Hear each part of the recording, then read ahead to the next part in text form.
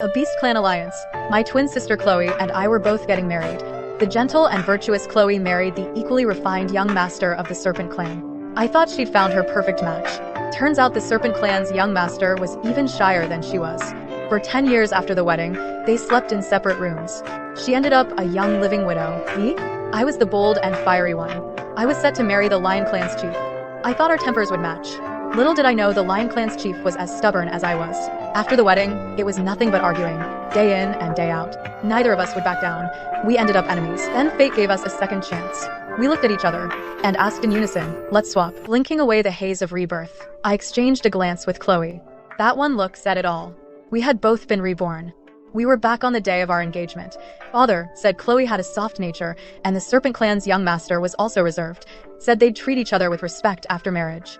Chloe lowered her gaze and muttered under her breath, I have my doubts, but she's always been gentle-natured. That soft complaint never reached Father's ears. Father continued, Serena, you're the feisty one. Perfect. Marrying the Lion Clan's chief will straighten you right out. I was already boiling with rage, with nowhere to vent. Remembering all the endless fights from my last life, I snapped back. If you think it's so great, you marry him. Father was startled. Seeing me grit my teeth, he was totally baffled. What's wrong? Chloe said, we need to discuss this in private. You should get some rest, Dad. She coaxed him out and pushed the door shut.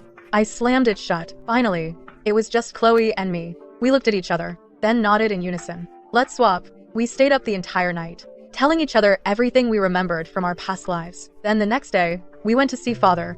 We said we'd both made up our minds. I would marry the Serpent Clan's young master, Silas, and Chloe would marry the Lion Clan's chief, Leon. Though Father was puzzled by our decision, seeing how determined we were, he didn't say much more. So, on the day of the wedding, 2 red wedding sedans carried us off in opposite directions. I couldn't help but lift the curtain, only to find Chloe doing the same, and our eyes met. We smiled at each other, mouthing wishes for smooth sailing. The ancient castle of the Serpent Clan stood deep within a dense jungle. The air was a bit chilly. It was nothing like the Lion Clan's lively, festive wedding. The Serpent Clan's ceremony felt overly solemn. Even the guests spoke in hushed tones. Finally, we were taken to the bridal chamber. Only then could I get a good look at my husband in this life, Silas. His skin seemed unusually pale, but when he looked up at me, his face instantly turned red, and he lowered his head, stammering. You take the bed. I'll sleep on the floor. I couldn't help but laugh. We're already husband and wife. What's the point of sleeping apart? Sleep? Together? His voice was trembling. I couldn't resist teasing him, leaning against him and resting my chin on his shoulder. I felt him shudder, his whole body tensing up. Then I whispered softly in his ear, the night is still young. We might not sleep at all tonight. Seeing even the tips of his ears were red, I burst out laughing. He realized I was just messing with him and covered his head with the blanket, ignoring me. I got playful. I lifted the blanket, but he was gone. Only a small, emerald green serpent remained, coiled up and motionless.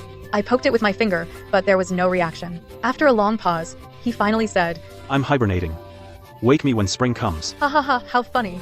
The next morning, Silas couldn't even meet my gaze. But after I got dressed and was about to go get something to eat, he suddenly grabbed my hand. Wait for me. His voice was muffled, as if forced through clenched teeth. See? He's just shy and reserved. I stared at him playfully. But he just lay there wrapped in the blanket, not moving a muscle. After a long pause, he finally muttered, Turn around. I need to get dressed. I couldn't help but laugh out loud. But I still turned around and waited for him to get dressed. By the time we walked to the dining hall, servants were already waiting. We had just sat down at the table when I suddenly heard a maid let out a cold snort. The Serpent Clan values tradition and rules above all. Meals and baths are strictly scheduled. My lady, don't think you're still back in the Fox clan. Dragging the young master into breaking the rules. I just shot a sideways glance. This maid was dressed differently than the others, clearly fancier. I asked, and you are? The maid snorted coldly. My name is Lila. I'm the maid who personally attends to the young master. I've served him since childhood. We grew up together. Just a maid, huh? I let out a cold snort. They say the Serpent Clan values tradition and rules above all. Doesn't look like it to me. In the Fox clan, any servant who dared talk to their master like that would have been beaten to death with clubs long ago. Just who do you think you are? What gives you the nerve to talk to me like that? Actually, Chloe had already told me about this Lila. In her past life, she gave Chloe endless trouble too. Chloe's too soft-hearted, always wanting to turn the other cheek. She suffered a lot because of it. Now that she's met me, I'm not as easygoing as Chloe. Take her out. Give her 20 lashes. And from now on, she's banned from serving the young master. As I spoke, I kept stealing glances at Silas. Watching his reaction closely, Silas hesitated, like he wanted to speak up for her. He looked at me tentatively, but when he saw me squinting, a threatening glint in my eyes, he shuddered and fell silent. This reaction didn't satisfy me. I snorted coldly. My entire face turned cold. Lila was completely caught off guard. Just for talking back to me a couple times, I'd show no mercy and punish her like this. Her eyes were wide with disbelief. She pointed at me and started shrieking. The young master and I grew up together. We share a deep bond. How dare you treat me like this? Even Silas frowned at this. He reprimanded her in a low voice. What nonsense are you spouting? Lila looked like she'd been struck by lightning. She just stared at Silas in disbelief. Young master. I just scoffed and cut her off. Just because you've served your master since childhood, you think you're half a master yourself? Dream on. I turned to the other servants behind me. What are you standing around for? Drag her out now. Or do you think I, the My Lady of the Serpent Clan, can't order you around? Lila was finally dragged off. I also lost interest. I tossed my bowl and chopsticks aside and went back to my room. Silas trailed after me, but he stayed silent the whole time. He just followed at a distance. I glared at him. If you're not talking, then get out of my way. After a long silence, he finally stammered. Don't be mad, Lila, she was really out of line. I cut him off with a wave. I'm not mad at her. A servant doesn't deserve my rage. I'm mad at you. Silas was taken aback. Me? He seemed totally clueless about what he did wrong. He stared at me, completely baffled. He's not totally oblivious. He's just too gentle in handling things. With someone like him, I have to spell out exactly where he went wrong for him to understand. I crossed my arms, squinting at him. First, your personal maid has ulterior motives. It's so obvious, you can't possibly not know, and yet you still keep her around? That's poor management. Second, she publicly disrespected me. When I was punishing her, you didn't say a word. You didn't back me up. That shows you're weak. He lowers his head and says in a low voice, I'm sorry. I know I messed up. I won't do it again. I nod. It's good that you can admit your mistakes, but if you dare do it again, I'll peel your scales off one by one. I say calmly. He shivers. But after a moment, he nods very seriously. Yes. If I do it again, you can skin me alive. I look at his sincere eyes, raising an eyebrow slightly. Finally, I smile a little. At least he knows how to admit his mistakes. Unlike someone who argues even when he's wrong. He throws things and breaks bowls at the slightest argument. Remembering the fierce arguments I had with Leon in my past life, I can't help worrying about Chloe. I wonder how they're doing now. After days of worrying, I told Silas how much I missed Chloe and asked to visit the Lion Clan to see her. Silas didn't object to that, but insisted on coming with me. We sent word ahead to Chloe. She was absolutely thrilled we were coming. She promised to give us a proper welcome. Our carriage had just entered Lion Clan territory when I spotted a group approaching from afar. Chloe waved excitedly at me, but I couldn't help but stare in disbelief. She was riding on the back of a majestic lion. I'd never seen Leon in his beast form, but there was no doubt that the one Chloe was riding was Leon. Noticing the shock and confusion in my eyes, Chloe dismounted from the lion. She looked shy, too embarrassed to even meet my eyes. She murmured, I told him it wasn't necessary, but he insisted. The powerful lion let out a low growl and transformed back into his human form. It was indeed Leon. He declared firmly, Now, Chloe, what kind of talk is that? The journey is long, and the terrain is rough. One misstep, and you could twist an ankle or worse. What then? The Lion Clan's territory is a vast, sprawling grassland, and the manor's not far from here. But the second he opens his mouth, He goes on and on about the long, rough journey. I think he's just putting on an act. Mostly, just looking at Leon's face pisses me off. I can't help but snort and throw out a sarcastic remark. Chloe grew up playing in the mountains and forests. How'd she turn into such a fragile thing in the Lion Clan that she can't even walk a little? I know I'm nitpicking like crazy, but Leon's got the same short fuse as me, a real hair-trigger temper. He immediately glares at me, fuming. I thought we were about to have a fight, but Chloe quietly tugs on Leon's sleeve, just gives him a look, and Leon calms right down. His gaze even softens. He took a deep breath and said to me, I know you love Chloe, Serena, so I can't do anything right in your eyes. Now that you're here at the Lion Clan, you can see for yourself how I treat Chloe. I'll make sure you feel at ease leaving Chloe with me, Serena. He sounded so sincere. Hearing Serena twice gave me goosebumps all over. A chill ran down my spine. I couldn't even control my face. I rubbed my shoulders. I pulled Chloe aside and whispered, asking how she did that and if she put a spell on him, but she just covered her mouth, giggling. He is just like a cat, getting all bristly if you fight him, so just stroke his fur the right way. And once inside the Lion Clan's mansion, all the servants and attendants treated Chloe with the utmost respect. I couldn't help but ask her what her secret trick was to get these tough nuts to fall in line. She looked at me with a smile in her eyes. They are stubborn and sometimes downright unreasonable, but you're not much better, Serena, and since I grew up with you, I naturally know how to handle people like that. Why does that sound so weird to me? Looks like Silas and Leon still have some clan diplomacy to sort out, so Chloe pulled me aside to talk privately. Finally, it was just the two of us. She immediately started grilling me. Serena, how have you been lately? That blockhead Silas actually spends time with you, really? I patted her hand. I'm fine, really. That Lila is just as you said.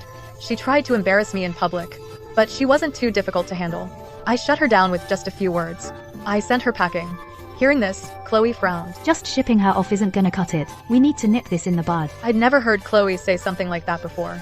I was a little surprised. She sighed. Serena, you don't understand. That Lila is full of dirty tricks. Who knows what kind of trouble she'll stir up from the shadows. You're so careless, you'll walk right into her traps. So, she was worried about me. My heart warmed. I squeezed her hand back and answered with a smile.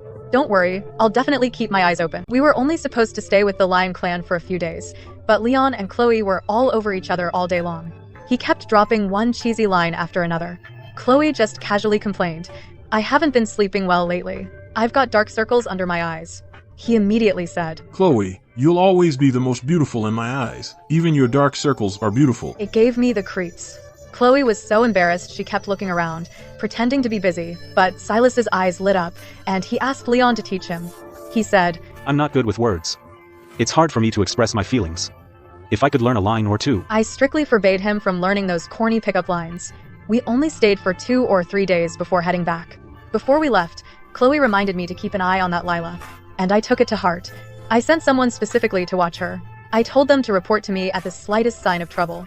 And sure enough, news reached my ears. I heard Lila was doing everything she could to get in touch with Madame Viper, Silas's mother. After some digging, I found out Silas isn't Madame Viper's biological son. Turns out, Lila was originally placed by Madame Viper as a chambermaid for Silas, most likely to keep tabs on Silas and report on his every move. Even though I knew all this, I didn't lift a finger. I didn't send anyone to stop her. I just let her. A few days later, Madame Viper, as expected, chose a time when Silas was out to come see me. She put on such a grand show. She arrived with a huge crowd all waiting on her hand and foot. She was decked out in countless jewels like a walking jewelry store. Lila quickly went up to her and reached out to support her, with a fawning smile plastered on her face. When she glanced back at me, she had a gloating look in her eyes. Greetings, mother. I performed a perfectly proper bow. But she averted her gaze and deliberately started making small talk with Lila. She asked about Silas's well-being. I wasn't about to indulge her. I rolled my eyes, didn't wait for her permission, stood up on my own, took a seat, and helped myself to tea and pastries. Madame Viper was visibly taken aback. She wanted to make me kneel longer on purpose, to put me in my place. Little did she expect I'd get up by myself. For a moment, her expression turned sour. She pointed at me, struggling to get a word out. I haven't told you to rise yet. How dare you move? Such insolence. Madame Viper was absolutely furious. I merely scoffed in response. Even before I got married, I'd heard that some wicked mothers-in-law would make their daughters-in-law kneel for ages just to assert their authority. I trust you're not that kind of villain. With that little compliment, Madame Viper was left speechless. Lila quickly served a cup of tea. Let's move on from that. Madame Viper covered her face and took a sip of tea. Her expression softened a bit. Then she casually mentioned, I heard you punished Lila and forbade her from attending to Silas personally anymore. As the wife of our Serpent Clan's young master, you must be virtuous.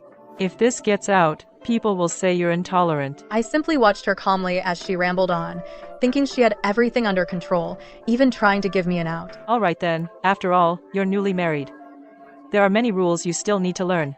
I won't blame you too much. I'll take it upon myself to have Lila named the young master's second wife on an auspicious day. My response to that was an incredibly rude laugh. I laughed so hard I could barely control myself, my whole body shaking with laughter. She frowned and asked me, What are you laughing at? I'm laughing at your delusions. My smile vanished in an instant. I said bluntly, Silas and I haven't even been married a month. I've never heard of a mother-in-law who's this eager to get her son a concubine. Is this the propriety the Serpent Clan values? Are you slapping me in the face, or the entire Fox clan? My outburst left Madame Viper speechless. She could only point a trembling finger at me. You. For a long moment, she couldn't get a single complete sentence out. Right at that moment, the main door was flung open. Silas's voice arrived before he did. I will not take Lila as my second wife. so forget it. He was slightly out of breath, his forehead beaded with sweat. He must have rushed over in a panic after hearing the news, still, without even catching his breath. In just a few steps, he was right behind me. He gently placed a hand on my shoulder. He asked, concern in his eyes. You okay? This time, his reaction finally met my expectations. I chuckled softly. You're worried about me? When have I ever lost out? Seeing I was still in the mood to joke, Silas visibly relaxed. But he still said quietly, I got here too late. Then, Silas narrowed his eyes at Madame Viper. A chilling cold gleamed in his vertical pupils.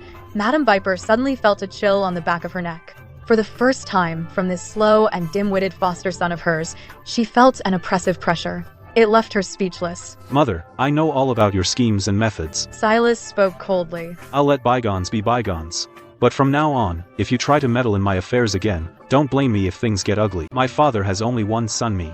The one destined to inherit his position. Women who want to become the lady of the Serpent Clan are more than you can count. Madame Viper stared at Silas, as if seeing him for the very first time. She was frozen like that for what felt like an eternity. Utter disbelief filled her eyes. The silence was shattered by none other than Laya. Having been ignored all this time, she dropped to her knees right there on the ground. Stammering and pleading, she yanked at the hem of Silas's robe. Young master, I refuse to believe that you feel nothing at all for me. Search your heart. Is there not even a shred of love for me? Silas abruptly took a step back and yanked his robe away. His voice was cold and firm. No. Lila's eyes blazed with fury. Her entire face seemed to crack. Dense scales began to emerge. Because of her extreme emotions, she was losing control and even shape-shifting. So she's a lizard, she screamed, completely falling apart. I can't believe this. We grew up together, for goodness sake. We haven't even been married a month. Have you forgotten all that, young master? I raised a brow at Silas. Silas's expression tightened. His voice turned to ice. All the servants around me have served me since childhood. We're all the same age. So, of course, we grew up together. You're the one who thought you were so special. You were just fooling yourself. The whole farce ended with Madame Viper slinking away in shame. That was that. Silas didn't let Lila off the hook either. With just one order, she was banished from the Serpent Clan's territory. That evening, I threw my arms around Silas's neck. You did good this time. You stood your ground and stayed firm. You deserve a little praise. His face flushed bright red. Shy as he was, when his eyes darted to me, they were still full of anticipation. So, do I get a reward? I raised a brow. What sort of reward? Kiss me. I didn't hesitate to kiss him. Silas was trembling all over from the shock, but he held me tighter still, and deepened the kiss. Guess he got a taste for it. After that, every time Silas did something good, he'd come to me for a kiss, like he was looking for a reward. If I refused, he wouldn't push it. He'd just put on this act of being hurt and upset. At the slightest disagreement, he'd turn into a snake, threatening to hibernate. What could I do? I just kept complaining in my head about how secretly passionate he was. But honestly, it was kind of fun. But I never expected it would happen so soon to see Lila again. It had only been a few months, but she had transformed into the lady of the Pangolin clan. Dressed in gold and silver, and with Lord Pangolin, she came to visit the Serpent Clan. Lord Pangolin was a stubby troll. His beady little eyes darted around, sneaky as could be, and when he grinned, you could see two gleaming gold teeth. When Lila held onto Lord Pangolin's arm, she had to crouch down a bit, but she looked so smug, like she was showing off to both me and Silas. I've been down many wrong paths, and never met the right one. Luckily, everything worked out for the best, leading me to my final destination. She turned her head stiffly and leaned against Lord Pangolin's shoulder, but her eyes stayed locked on Silas, glaring. She said in a fake, sugary voice, I've left the past behind, so you should forget it too, young master. Silas squinted at her for a long while, his gaze filled with deep scrutiny and confusion. The more he did, the happier Lila got. She was dying for Silas to be filled with regret, and for me to be boiling with jealousy. Nothing would please her more than me making a scene right then. But Silas kept watching her, until suddenly, it dawned on him. Oh, Bella. He totally did that on purpose. But it worked like a charm. Lila's smile froze instantly. Her face went from pale to purple, like she couldn't catch her breath, looking like she might faint any second. I couldn't hold back anymore. I laughed out loud. Silas ushered them inside. I whispered to him, I didn't know you had it in you. You're quite the mischief maker. Silas chuckled softly. The Pangolin clan showed up this time claiming they wanted to talk business. But Lord Pangolin just wandered around our Serpent Clan territory. His words were all over the place. One moment, he'd say they're short on food. The next, he'd boast about their minerals. Lila seized the moment and held out her hand. She showed off that exquisite gemstone ring on her finger. She pretended to complain. I always complain this ring's too heavy. But what can I do? Our family's minerals are simply superior. I raise a skeptical eyebrow. That's one shiny ring, huh? I can't help but laugh. It's just glass, isn't it? Oh, I know this design. It's a new model our Fox clan put out a few years back. We made it to amuse kids. And you're treating it like a treasure? Lila's eyes widen in shock. She looks at Lord Pangolin in disbelief. Fake. Lord Pangolin's face only darkens for a second. In a flash, he slaps Lila across the face. He snaps. I took you in, you stray. I gave you food and clothes. And you're still not satisfied? Lila's face immediately turns red and swollen, filled with humiliation. But in the end, all she can do is swallow her tears. She lowers her head, whimpering softly. After all this commotion, the two of them can't bear to stay any longer. They soon make an excuse and leave. I watch them scurry away in disgrace, but I'm lost in thought, watching their retreating figures. Then it hits me. My eyes narrow slightly. One stormy night, strange noises and tremors jolted me awake. I sniffed the air, catching a faint scent. The strange smell was Rielgar. Then, noise and firelight engulfed the ancient castle. It seemed a major upheaval was coming. It was quietly unfolding. Then, the door to my room was thrown open. They stepped in, sneering, Lila and Lord Pangolin. Ha ha ha, never saw this coming, did you, Serena? So smug before, now you're mine. Let me make this clear. The Serpent Clan's defenses are under our complete control. And with this Rielgar poison smoke, their defeat is guaranteed. Lila's face twisted with madness. After tonight, you and Silas will be in chains. Beg me nicely enough, and your death might not be so ugly. I look at her, remaining perfectly calm. The Serpent Clan took you in and raised you. And you go and betray the entire clan? That's just disgusting. Lila was expecting sobs and pleas for mercy, but she got none of that. Instead, she got an earful from me. Lila grits her teeth, fuming. If it weren't for you, I wouldn't have ended up like this. If you didn't exist, Silas would have married me. I'd be the most respected woman in the entire Serpent Clan. You ruined everything. I sigh, shrug, and shake my head. How long are you gonna keep dreaming? Silas never liked you, and he'd never marry you. With or without me, nothing changes. Lord Pangolin cuts off Lila mid-rage. He slowly approaches me, wearing a lecherous grin. Pretty lady, the first time I laid eyes on you, I was blown away. How could someone so stunning even exist? The Serpent Clan is on its last legs. Why don't you just come with me? I can give you everything the Serpent Clan can, and more. He lunged at me with a sinister laugh. But then he let out a sudden, sharp scream. He staggered back as a dark figure flashed into view. It was Silas, who'd been lurking in the shadows, transforming into his human form. When I looked back at Lord Pangolin, he'd already turned pale and collapsed. Foam kept bubbling from his mouth. Clearly, he'd been poisoned. I let out a soft chuckle. Didn't I tell you to be patient and wait a little longer? Silas held me tightly. His voice was low and muffled. I couldn't take it anymore. Lila was terrified by this sudden turn, collapsing to the ground in fear. She stared blankly at Silas and me. You all. A terrifying thought dawned on her. It finally hit her that this whole thing was all a trap. Having been reborn, I knew all along this battle would erupt sooner or later. At a time like this, Lord Pangolin just had to get involved with the former maid of the Serpent Clan's young master for a little romance. Anyone with half a brain could see something was wrong, plain as day. Since Chloe and I came back, we changed the course of events, so some things got moved up.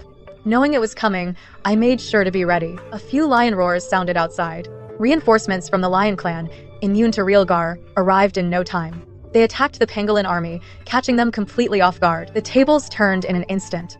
I watched him foaming and convulsing, yet still glaring at us, Lord Pangolin. I let out a low chuckle and whispered, the Pangolin clan has been struggling with food shortages for years. They never had much of an army to speak of. You've drained your camp of all its elite troops. Imagine the Fox clan finding your main camp empty. What do you think will happen then? Lord Pangolin stared, wide-eyed in shock. He finally gave out and passed out cold. The Pangolin clan is rich in minerals, but hopeless at farming. A few years back, they wiped out several terraced fields while digging for more, and nearly starved because of it. They've been paying top dollar to import grain from other clans. They were already at the end of their rope. Now, with their main camp seized by the Fox clan, Lord Pangolin captured by the Serpent clan, and their army routed by the Lion clan, they were forced to swear allegiance. Their territory was split 3 ways, divided among the 3 clans. This time, Silas showed no mercy whatsoever. Ignoring Lila's desperate pleas, he ordered her death by 1,000 cuts. Taking on 1/3 of the Pangolin clan's territory was a huge job. Silas was swamped for days on end, but he still got it all sorted out smoothly. Not long after that, his father passed him the clan leader title. I officially became the clan leader's wife. We barely had 2 days to relax before I got a letter from Chloe telling me some great news. She was pregnant. I rushed straight to the Lion Clan territory. With Chloe pregnant, of course I had to be there to take care of her. Leon said I was being extra. Please don't worry, Serena. I can take good care of Chloe. No matter how much I couldn't stand the guy, I had to admit that he was doing a good job. I couldn't even find fault with him. He was attentive, gentle, and caring. He even lowered his voice, like he was afraid of startling Chloe. Every time I heard him talking so softly in that gentle tone, my face would just scrunch up on its own. Chloe asked what was up. I could only tell her it's complicated. Hearing him talk like that just makes my skin crawl. Chloe burst out laughing. He's just looking out for me. Already taking his side? I'm your own sister, you know. Chloe blushed and came over to hit me. Suddenly, an announcement echoed. The Serpent Clan leader is here. I was surprised. It was Silas. I couldn't help but wonder. What are you doing here? Well, I had some business. So I thought I'd drop by. Seeing his evasive eyes, I raised a finger and waved it in front of him. That's not how it works. If you miss me, you gotta say it. If you don't, how am I supposed to know? He lowered his head, his ears turning red. Then he said, Well, I don't just miss you. I love you. His blunt words left me stunned. Chloe wouldn't stop shooting me these looks. My face was burning up. I cleared my throat and looked away. Just then, Leon gently knocked on the door, poked his head in, and said, Dinner's ready. I cooked it myself. I'm sure you'll like it. I was so embarrassed, I wanted the ground to swallow me up. His timing was perfect, giving me just the chance to break the awkward silence. For the first time, I looked at Leon with a bit more appreciation. I started urging them on, let's go, before the food gets cold. As I pushed Silas forward, Leon carefully helped Chloe to her feet, and slowly followed behind. The four of us chatted and laughed. In a daze, I couldn't help but sigh. Thank goodness, this time, they're all the right ones.